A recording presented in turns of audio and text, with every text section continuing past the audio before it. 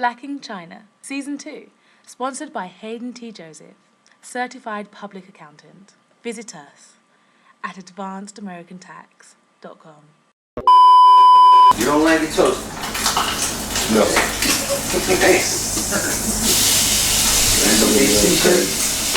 People need you don't eat toast. You all day. Yes, all day. Don't put that on the entire city. Nah, man, that's not fair. Where I come from, we got toasters. No, wait, for the toasters. See, now he's disassociating himself. Now he's like, yeah, I'm from Silver Spring, man. I can't do it, bro. Ain't got no toasters over there? Yeah, we got toasters. You know, I just throwing no toast. Did you have melted cheese? 就是黑人在中国。黑人在中国。黑人在中国。黑人在中国。黑人在中国。 Floyd Newsum, originally from Houston, Texas.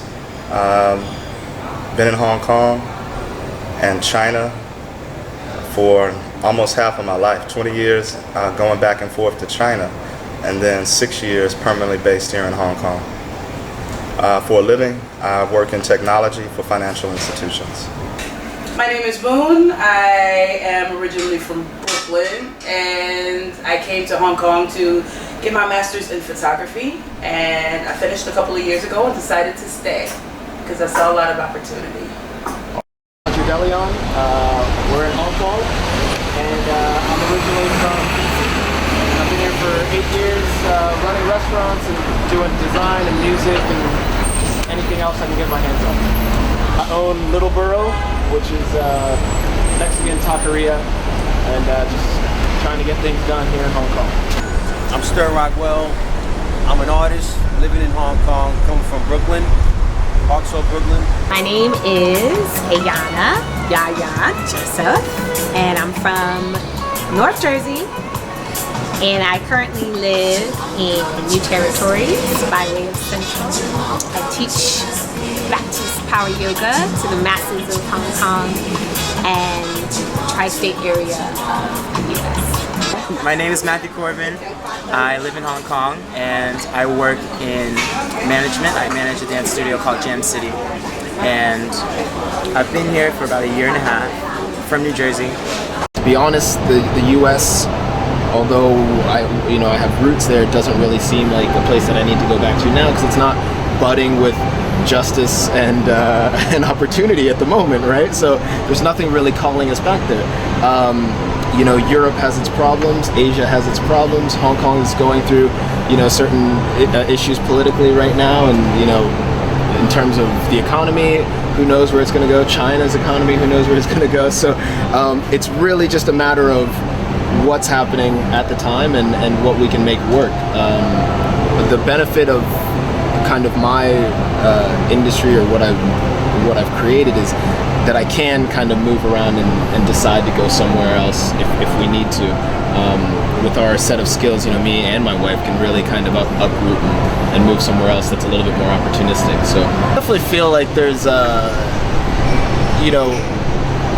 being black, you're kind of a commodity in Asia, right? So no matter if, they probably said, hey, it's 2 Chainz because there's a minute possible resemblance that you might, from 100 yards away, maybe someone might confuse you. But, I've been in, like I said, I was in Ningbo before, and I was walking just through the street, and kids have stopped me and they said, they're like, oh, do you know Kobe Bryant? And it's probably because I'm the first black person they've ever seen in real life, and so naturally my answer was yes, we're best friends. So it's things like that you just learn to kind of brush off. It's a joke. It's not, and that's definitely not anybody being racist or anything. It's just that's kind of what their experience is and how they can relate to you, and they're actually trying to relate to you, and I'll give them 10 points for that. There's been a couple of weird instances, like where people are just generally surprised.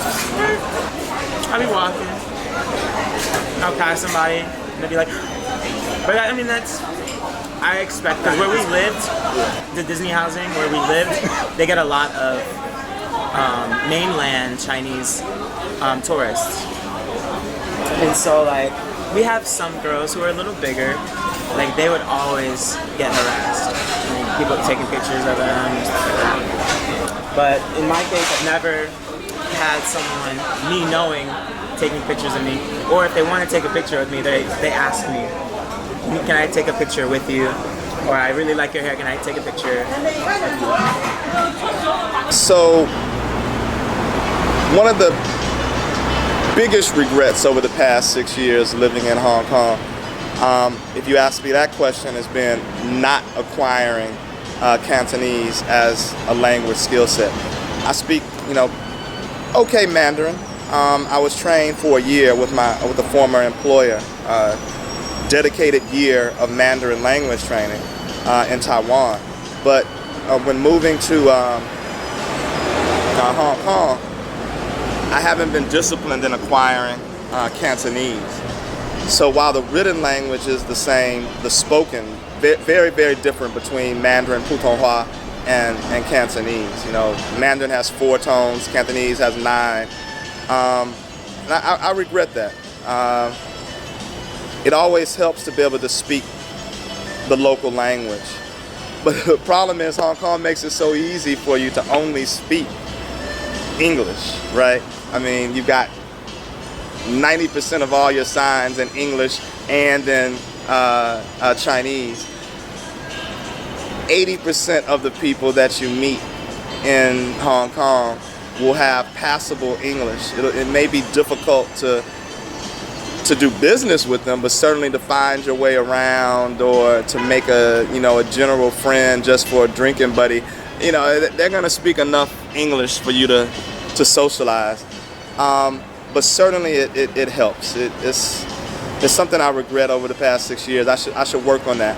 I should spend the last year before my residency to get passable Cantonese. I think there's more of a curiosity for black women than there are for black men, just because I feel like they have a somewhat more familiar touch. Like, it's still kind of curiosity.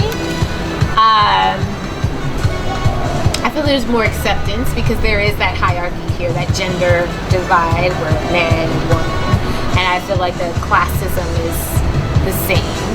So this is my opinion. I feel like it's easier for a black man to come in to Hong Kong and kind of be relatable to, because he is on the male platform, so there are certain privileges for that. Whereas here in Hong Kong or just in China, the woman is still like second, even though she may run the household or certain other things. Like on certain dynamics, it's like I do face sexism, because I am a woman just in general. But then as a black woman to be like non-refugee, in a place of power, but then I have to stand with my education, or you need all these other elements to kind of validate your existence and your right as a black woman, then I think a black man would be able to. Especially I think even like with relationships, because a lot of people get married here just for the legal issues, but to date outside of my race is an interesting experience, because you get that kind of exoticism. Like, I'm a Jersey girl. I like to dress like a Jersey girl when I go out, and unfortunately the Jersey girl is a prostitute here or treated as one, whereas a guy, he can dress up, he can go, nobody's gonna think he is hustling on the street corner, but I will. I put on a pair of heels and it's like I got dudes following me down the street trying to find out how much I'm worth. Like, it's insulting. But that is the culture here. Or even if they are, like, they know that I'm not a hooker, there's this whole like, oh my God, I've never been with a black woman before. I want to get to know you because you're a part of my fantasy land. There's no respect. There's no coofness. That's even more. Like, there's no type of you're not treated like the princess, the queen. You're really regarded as like second hand. I probably have a wife, and I'm just gonna hang out with you for shits and giggles, you know. I have to say, you know, the reason why I fell in love with Hong Kong, basically, the real reason I really loved it was that it was, I related to it. I related to Hong Kong is because of the poverty. Like, that's really where like I clicked, was that it was the poverty.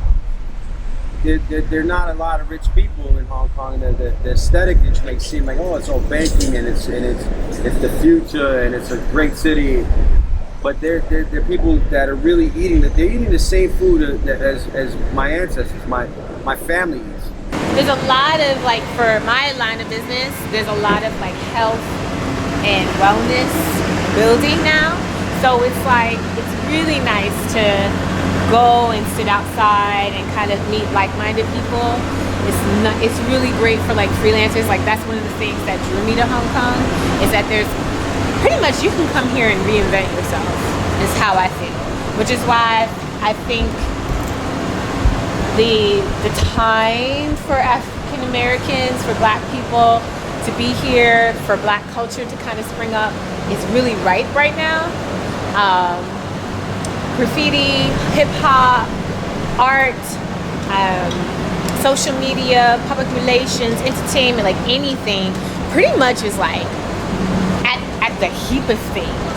And even the fitness industry for me is really, really great, because there aren't many of us out here, and people are like more open and kind of hungry for something different, something edgier and more stylized. So I like living in Hong Kong for the fact that it's diverse in opportunities for you to be the unicorn that's within. Right, so what are some of the things that keep me in Hong Kong? Hong Kong is a fabulous city. I mean, you know, China's a very interesting place to live and work. As I mentioned, I've been coming here, you know, almost 20 years, so almost half of my life. I'll be 40 next year, right? So, been coming here since I was 20, and so I consider China to be, you know, a second home. And in fact, it actually literally will become a second home for me next year, because I'll have the ability to register, apply, and receive right of abode within Hong Kong. So the right of abode will entitle me to no longer need a work visa. I can live here as a normal citizen, can even vote in elections within the area that, you know, I'll live. And if I'm not mistaken, even have the ability to run for office in certain conditions. So I consider Hong Kong to be a second home. I enjoy, you know, Chinese culture. You know, I'll always be an American. I'll always be a Black American. So I'll always have my individual take and perspective on things that will differ from Chinese or other foreigners that happen to live in China or in Hong Kong. But I think that that's one of the things that also attracts me to Hong Kong. You might be aware that Hong Kong is known as Asia's World City. So while that's the aspiration, and I think that people are welcome and open to different cultures here, it's an aspiration for Hong Kong to truly embody what it means to be Asia's world city.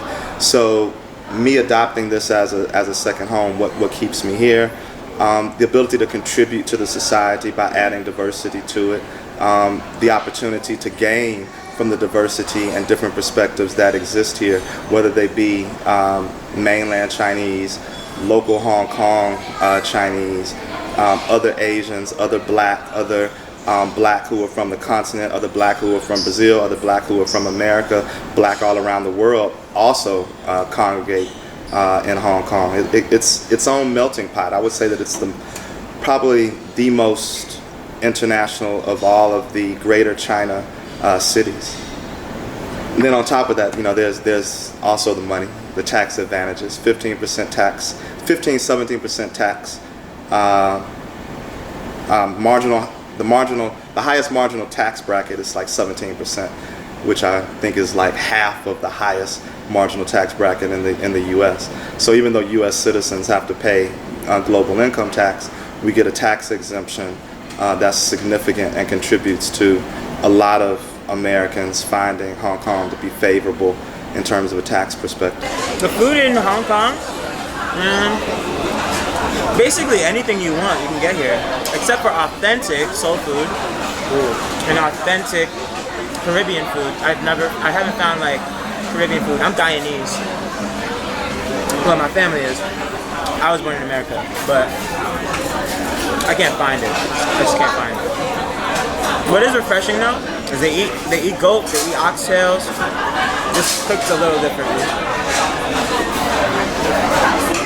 A lot of similarities between Caribbean food and some forms of Chinese food. The food's good. Except for bitter melon. This is the thing. Alright, if you want to order it, it's called fugua. It's bitter melon. It's literally the most bitter thing you could put in your mouth to eat. What? Like, it's like people that drink hard alcohol and like to sip really hard liquor. For me, I don't want to sip hard liquor because I don't like the taste of it. Blackhongkies is very excited to be an executive producer as part of the Black in China web series. We're looking forward to partnering with our sister production in many more years to come, season 2 and onward. Very excited to work together and looking forward to season 2 and opportunities for viewers to tune in to Black in China as well as Blackhongkies.